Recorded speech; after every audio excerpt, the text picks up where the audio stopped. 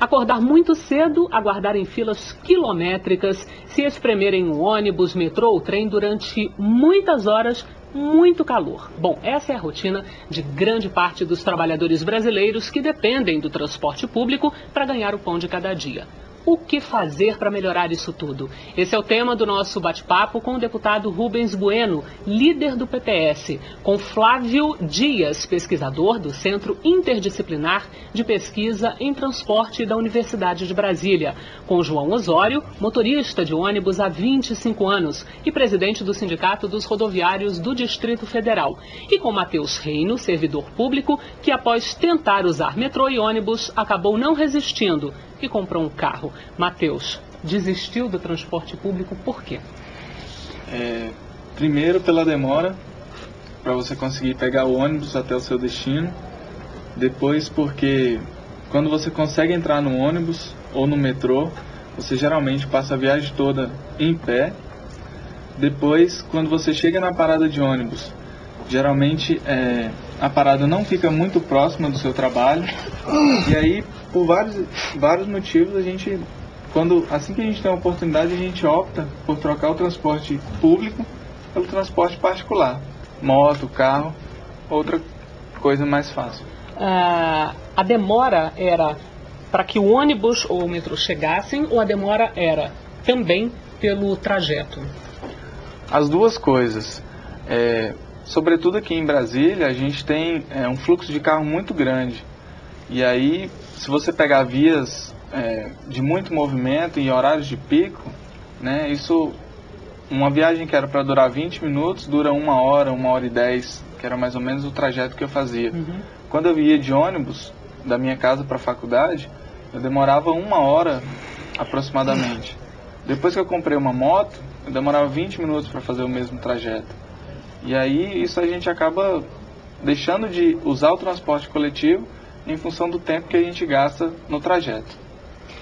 João Osório, pelo relato do Matheus, um transporte que é muito demorado, ele é desconfortável, há problemas de localização nos acessos a esse transporte, que é o que ele falou, da parada de ônibus. É exatamente desse jeito? Essa é a visão de quem trabalha por dentro do transporte coletivo? É pior um pouquinho, porque o Matheus ainda podia pagar o ônibus e se deslocar de ônibus. Tem um estudo que dá conta de que cerca de 30% das pessoas fazem o seu deslocamento diário a pé, se sujeitando à violência na madrugada, se sujeitando a acidentes e o desconforto, né, chuva, as intempéries. Então, para quem usa o transporte coletivo é um sacrifício, os ônibus são de fato ônibus velho, transportam as pessoas espremidas, a demora é muito grande e, como ele também frisou, Brasília padece de um problema maior do que outras cidades. Apesar de que o transporte público no Brasil, em geral, é muito ruim, você tem algumas poucas exceções de transporte planejado, com uma visão do Estado mais adequada, né, que é fazer com que as pessoas façam o seu deslocamento, deixem o carro em casa. Aqui não, teve todo um incentivo para que as pessoas usassem o veículo. Então, toda a intervenção do governo foi na área de trânsito, fazendo viadutos, alargando vias, e não no transporte coletivo. Isso, porém, não resolveu e não resolverá o problema do transporte, porque você tem hoje uma quantidade de carro muito grande circulando nas ruas e os órgãos que gerenciam o transporte aqui, quer dizer, o trânsito aqui, já está cogitando a possibilidade de fazer a alternância de veículos na rua, né, pela placa. Agora, a gente está falando aqui do transporte, do ônibus, da parada de ônibus. Agora, são pessoas, né? De um lado e do outro. Você tem o usuário e você tem as pessoas que trabalham no transporte público. As pessoas que trabalham lá estão satisfeitas com as condições? Absolutamente não. O trabalhador, ele sofre as consequências de toda essa mazela do transporte. Primeiro, um rodoviário, ele enfrenta o problema do trânsito, que já é muito difícil para uma pessoa comum. Ele enfrenta a ira, muitas vezes, de quem faz o deslocamento, que está revoltado com toda aquela situação, e ele não tem em quem descontar. Então, a primeira pessoa que ele vê, e normalmente ele descarrega essa raiva no profissional, são, em geral, mal remunerados, têm sobrecarga de trabalho, há toda uma dificuldade, portanto, para ser um operador, um trabalhador do transporte. Não é fácil também para quem trabalha lá? Não é fácil. Deputado, quando se fala em transporte público, sempre se cita muito como um bom exemplo o transporte de Curitiba, transporte público de Curitiba. Essa é uma realidade apenas de Curitiba ou de todo o estado do Paraná? Não, de fato, Curitiba teve uma transformação muito grande no transporte urbano, né? E isso aconteceu nos últimos 20, 30 anos e vem aprimorando. Só que também esgotou. Então é um modelo que hoje nós temos dificuldade de trânsito porque tem muito usuário e não cabe mais nas canaletas como foi projetada no início dessa transformação. Agora é bom lembrar também que enquanto não desonerar as tarifas de impostos, encargos, enquanto não tiver uma política nacional de transporte urbano, nós não vamos avançar.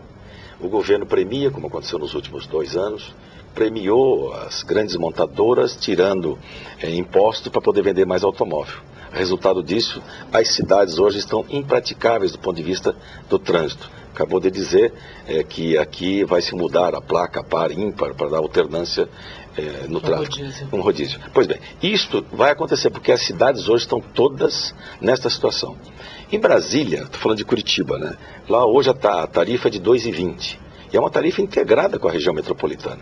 Você sai de um ponto de um município na metropolitana, vai para o centro, pega outro ônibus, vai para outro município do outro lado e paga uma tarifa de R$ 2,20. A gente faz grandes deslocamentos com alguns tipos de transporte pagando uma única com a tarifa integrada em toda a região metropolitana. Então isso é um avanço. Só que isso aí também é aquilo que foi colocado. De repente se demora muito, atrasa, vai comprar mais um automóvel, porque o transporte público, se lá tem uma certa qualidade, está se esgotando esse modelo. Então lá precisa pensar no metrô, que já está sendo pensado, porque já existem as canaletas. É mais fácil você construir o metrô embaixo das canaletas, que já estão desapropriadas, o custo será menor, não terá grande problema de construção, destruição. Então acho que isso aí é um avanço. De outro lado, é bom também lembrar que quando eu falo de desoneração, a Argentina, por exemplo, o óleo diesel custa metade do preço para o transporte urbano, enquanto no Brasil é o dobro. Então isso vai no peso de quem vai pagar a tarifa. Isso tem um peso, vai no final do mês, tem um custo razoável. Então precisamos pensar numa política nacional de transporte urbano, desonerando o setor e trazendo qualidade para poder diminuir o automóvel nas ruas das cidades. Pois então, Flávio, quando a gente ouve o exemplo do Matheus, é um em milhares, né? Olha, tentei, me esforcei, mas não funcionou. Eu não consigo me deslocar, eu perco muito tempo, eu fico estressado, eu fico aborrecido, aí então eu vou comprar o meu carro. Hoje em dia, imagino, né, Matheus, que você consegue se deslocar de uma forma um pouco mais rápida, mas o trânsito está ficando cada vez mais congestionado, ambientalmente é muito mais complicado. E faz-se o quê? É isso mesmo? Temos que, de fato, partir para essa política nacional de transporte público seriamente ou então vamos padecer anos a fio com esse tipo de situação? Temos que fazer isso e temos que fazer mais do que isso. Na verdade, nós estamos aqui vendo o velho caminho americano, do sonho americano de cada um ter sua independência, cada um quer ter seu celular, né? Cada um quer ter sua individualidade, e isso também se aplica no transporte, cada um querendo se individualizar. Então nós temos que mudar essa concepção, mudar esse paradigma, entendeu? Nós temos que mudar o raciocínio de como se planeja transporte urbano.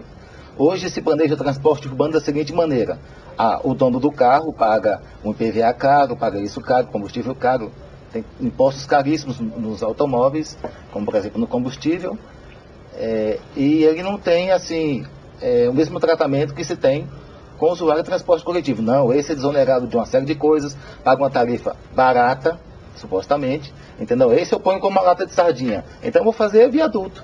Então esse raciocínio precisa mudar, deputado, no nosso país. Nós precisamos elevar o padrão de qualidade do transporte coletivo, mas elevar mesmo para a cidade inteira, ou as cidades todas, perceberem, o transporte coletivo tinha um nível de qualidade X, mudou para Y, ou seja, é para mudar o padrão mesmo. Para tanto, não significa mexer na tarifa. É caro. Não pode mexer no bolso do usuário. Temos que repensar como é que aplicamos os impostos. Temos que buscar caminhos de otimização de aplicação dos nossos impostos. Temos que buscar outras soluções, certo? Como, por exemplo, o planejamento multidisciplinar. Então, quando formos fazer um planejamento, um marco regulatório para o transporte coletivo municipal no nosso país, estamos precisando, certo? Temos que pensar isso de forma multidisciplinar. Então, antes, por exemplo, de repensar como será o transporte em Curitiba, com metrô e tudo, é preciso pensar como queremos Curitiba daqui a 5, 10, 20 anos. Essa pergunta o gestor público tem que pensar e responder com a cautela adequada antes de mexer em alguma coisa. Como é que queremos Brasília, como é que queremos Salvador daqui a 20, 50 anos? Então, a gente diz como queremos a cidade, a sociedade diz, junto com os órgãos governamentais, e aí sim você pode planejar não só o transporte, mas diversos segmentos da sociedade. Agora, quando você fala da questão do valor, né? Isso é sempre um dado delicadíssimo e complicadíssimo, porque se você perguntar para o usuário, ele está insatisfeitíssimo porque ele acha que ele paga muito e tem pouquíssimo retorno. Cada vez que se fala no reajuste do salário de quem trabalha no setor público, significa imediatamente um aumento na passagem desse transporte. Então, assim, fica um nó difícil de desatar. Ou não é tão difícil assim, as pessoas é que complicam demais? Também não é tão fácil não, mas tem solução. Por exemplo, nós temos que otimizar a operação. Há como otimizar a operação. Brasília, por exemplo, é um caso em que precisamos otimizar a operação.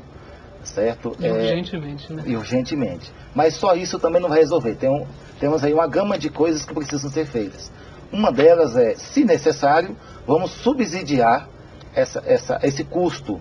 Certo? Vamos dizer assim, o que o empresário gasta para fazer o transporte coletivo é o custo. Certo? E isso é repassado hoje integralmente ao usuário, na forma de tarifa.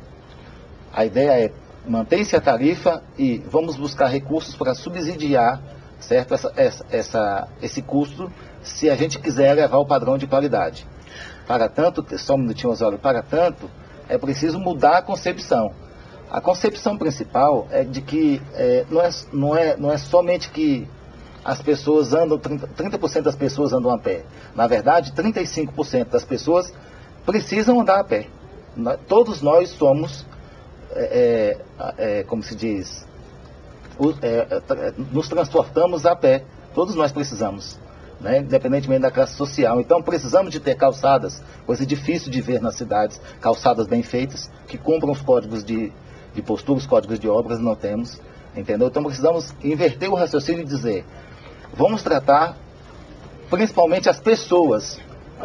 Os usuários de transporte coletivo precisam se sobressair aos usuários de transporte individual. Esse raciocínio ainda não foi efetivamente aplicado no nosso país. Eu concordo com o Flávio, eu só vou fazer um comentário para mostrar assim, há uma complexidade nisso tudo. Primeiro é preciso você mudar a consciência da sociedade como um todo, para que ela possa cobrar e aceitar as medidas que o poder público tem que tomar.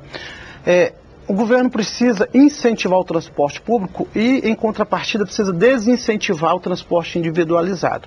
E o governo faz isso com medidas que são impopulares. O deputado tocou um pouco nesse assunto. E o governo não costuma tomar medidas impopulares. Aí você tem uma dificuldade. A questão do subsídio, comentado pelo Flávio Estudioso, ele já foi adotado em vários estados brasileiros e foi suprimido porque o governo não tomou para si o controle efetivo dos gastos e as empresas acabavam se locupletando desse recurso e não tinham qualquer comprometimento com a qualidade do sistema. Elas apenas, eu vou pegar um exemplo aqui de Brasília, em que eles ganhavam por passageiro transportado e os empresários passavam a noite inteira rodando catraca sem que o ônibus estivesse operando e recebendo subsídio do Estado.